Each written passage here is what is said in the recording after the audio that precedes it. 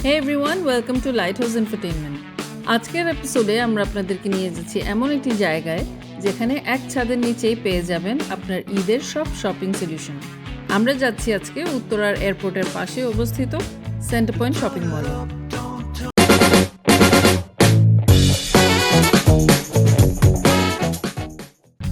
Centre point হতে পারে আপনাদের শপিং এর জন্য পারফেক্ট ওয়ান স্টপ ডেস্টিনেশন।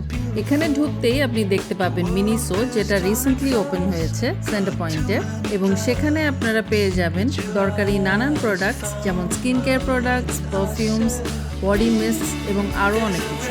তাদের রয়েছে বিভিন্ন ধরনের ফেস মাস্ক যা আপনার সেলফ কেয়ার রুটিনের জন্য একদম পারফেক্ট। এছাড়াও বাচ্চাদের জন্য রয়েছে কিউট আর অ্যাট্রাকটিভ টয়স, যেগুলো হতে পারে আপনাদের প্রিয়জনের জন্য খুব সুন্দর গিফট করার কিছু আইটেম।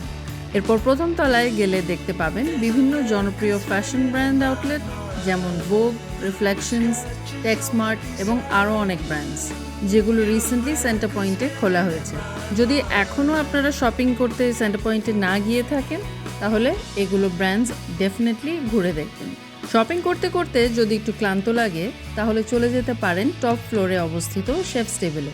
এখানে ইটালিয়ান, থাই থেকে শুরু করে ইন্ডিয়ান কুইজিন সহ সব ধরনের খাবারের অপশনস আপনারা পেয়ে যাবেন। আপনার পছন্দের কুইজিন বেছে নিয়ে ফ্যামিলির সাথে এনজয় করতে পারেন কোয়ালিটি টাইম। আর বাচ্চাদের জন্য রয়েছে আলাদা প্লে এরিয়া, যেখানে তারা অন্য বাচ্চাদের সাথে খেলাধুলা করে দারুণ সময় কাটাতে পারবে।